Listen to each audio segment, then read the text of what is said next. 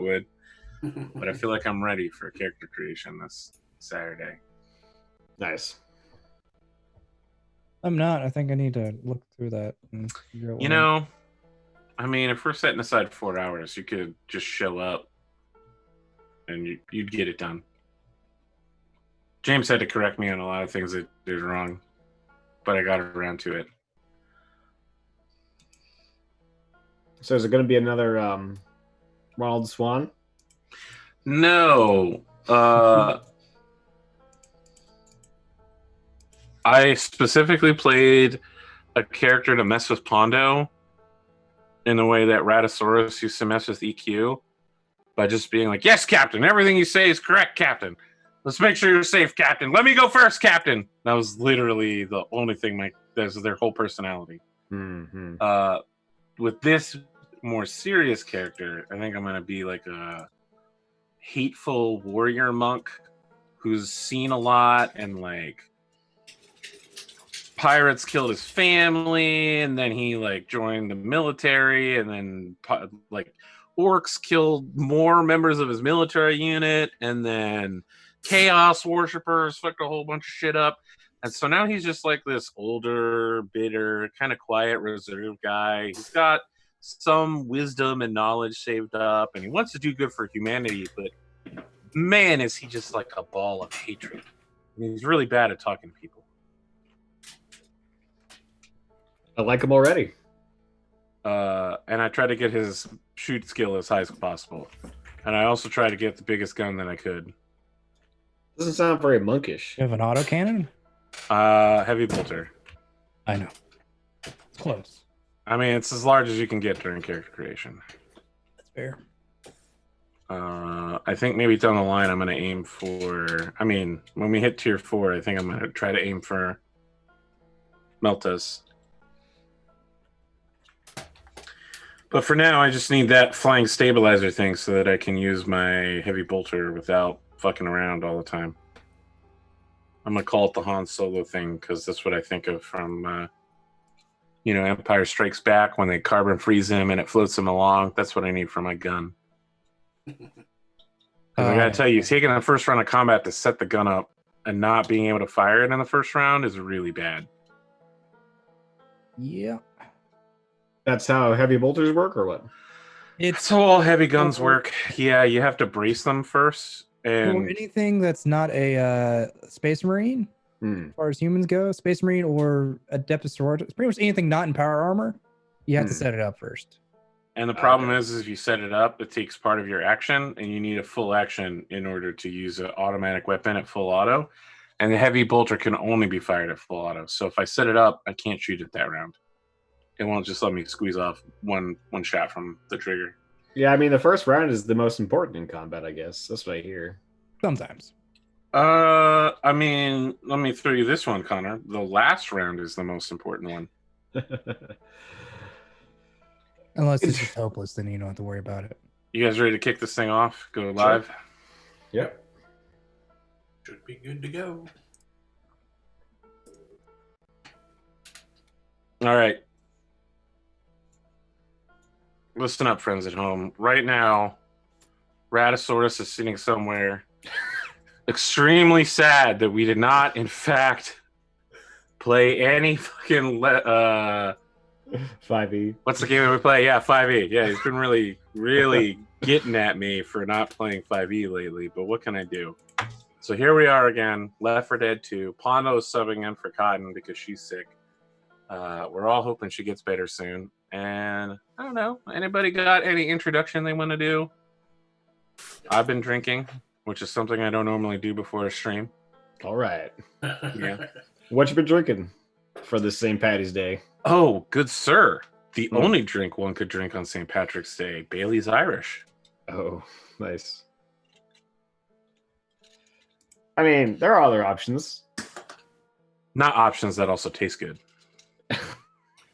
Oh yeah. You're like a sweet drink. Listen, it doesn't have guy. to be sweet. It could be sour. You know, it could be savory. I just don't want my drink to taste like it's going to kill me. Guinness does not People taste are like, it's gonna kill you. wow, the bitter flavor of this beer is incredible. The malty hopsiness of it. And I'm like, man, this tastes like some real fucking shit right here, okay?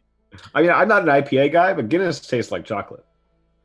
Chocolate Guinness tastes like chocolate. I've never Guinness had chocolate does not Guinness. taste like chocolate. Guinness tastes like burnt coffee. Yeah, Guinness does not taste like chocolate Sure unless you get chocolate Guinness. You gotta get it poured right, but yeah. Pour it does. right. If you don't pour it right, it tastes different. Yeah, for sure. You never heard that? No, I've never heard that. What? Really? This is like fundamental Guinness information. This is Guinness mythology. Information. Mythology is definitely the word I would use. Yeah, it's important stuff. Pondo, you got anything going on? No, I don't really have much going on, to be honest. Do you guys have Hunters of Ulvern? I thought I saw you streaming. Yes, they beat the dragon. Oh, right. You were hunting a demon dragon. Yep. Yeah. Okay. All right. So that ended. It ended pretty well, actually. I was able to get a good breath weapon in. It was a lightning strike, lightning breath. Got like 3 of them in it. Almost knocked them all down. In one shot, they saved when you use spells to prevent death. And you're just giving away the whole horse here, huh? Okay. Yeah. I was gonna say we're getting the whole story. Because I need to upload. I need to actually edit through the ones I recorded and upload them. My goodness, please do. I got to tell you, Oath of Enestil is actually more popular in a time of Total Warfare right now. I think it's just that people don't want to go through all the old time of Total War videos. Yeah, it's a lot. Hopping on for the new thing. It's easier to start something new than having to go back and watch something old. Yeah, I agree.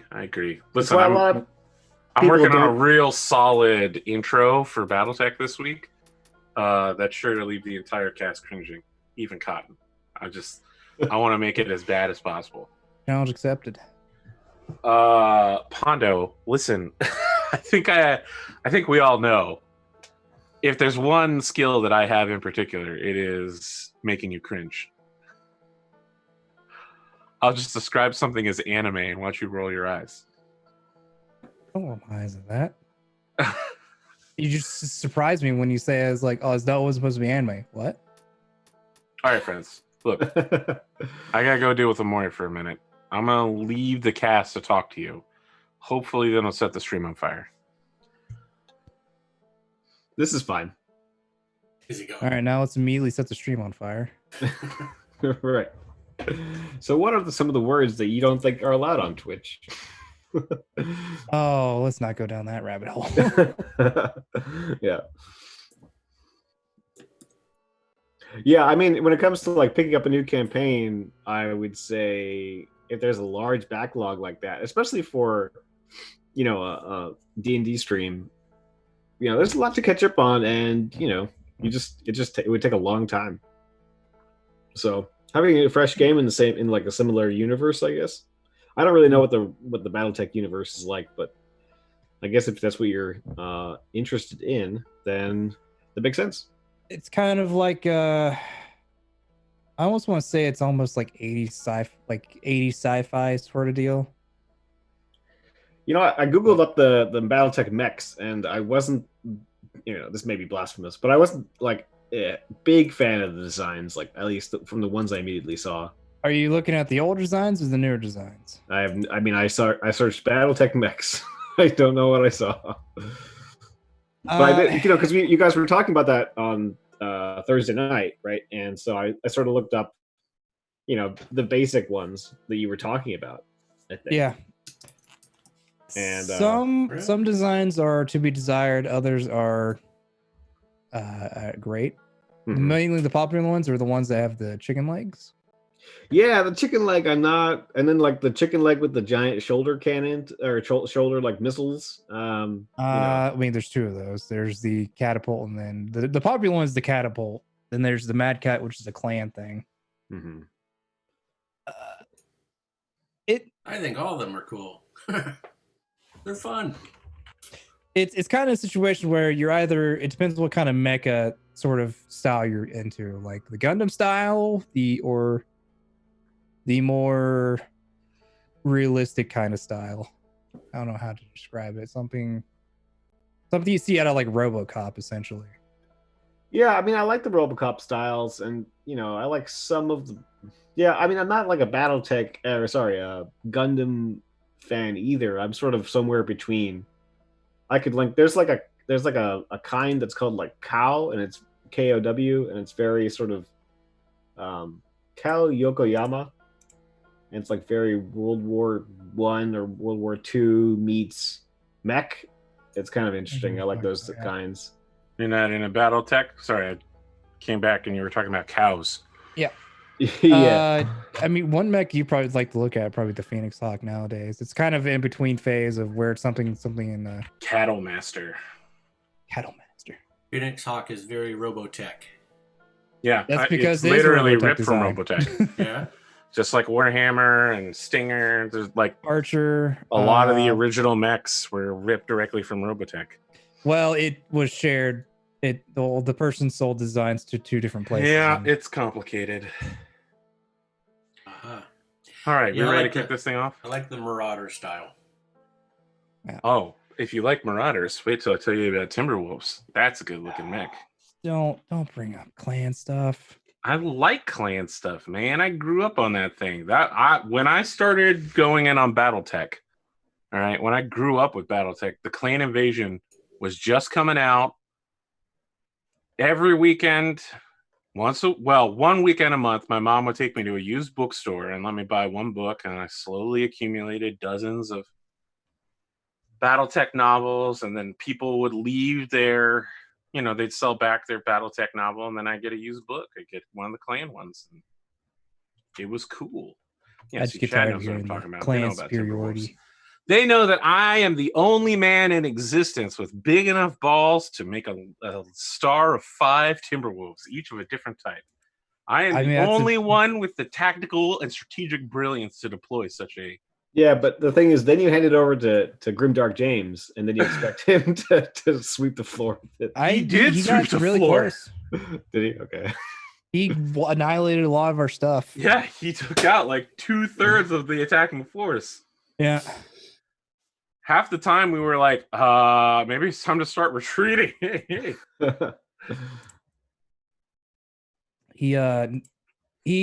That match did like the most damage that Devastator had ever taken in a long time. I had lost like maybe a couple light mechs worth of armor in that fight. I think that was the first time the Devastator even took internal damage as well. You guys ever play in those arcades, the virtual arcades that came out before game consoles could actually do battle mech that well? No, but I know what you're talking about. Yeah, they were okay. Yeah, mech pods. Yeah. They actually still exist. They do. Mostly in Texas. Yeah. The one that pretty was big. The one that was in San Diego only lasted a couple years, but they were fun. I had some good fun using those mechs. I just want to let you all know I am 100% going to... Oh, thanks for the second pistol. I'm going to use the jukebox. Reloading. One sec, I gotta put down some... I was saying, so you... First aid here. Everybody grab some There we go. incendiary ammo. All right, I got a spitter. Oh, Time to there it start is. some fires. BattleTech Virtual was banned in Australia after a couple of years. Wow. Okay. Well, that's some real shit. My accuracy is Oh, there you totally are. off right now. Got more ammo in here and a defib. Yeah. I mean, I'm not saying like I'm normally a really high accuracy, but I think the alcohol has affected my aim slightly. All right. Pain pills in I here. hear it. Hey, pause for a sec. I've got to turn off my streaming. I tried to stream. Oh, and what the fuck? It's not gonna. Ow. Through a door, you've been smoked. Yeah. That's interesting. All right, hold on. Let me not stream. Sorry, folks. Can't. What's setting everything on fire? I am. Ow. I dropped incendiary ammo. Where the heck is that?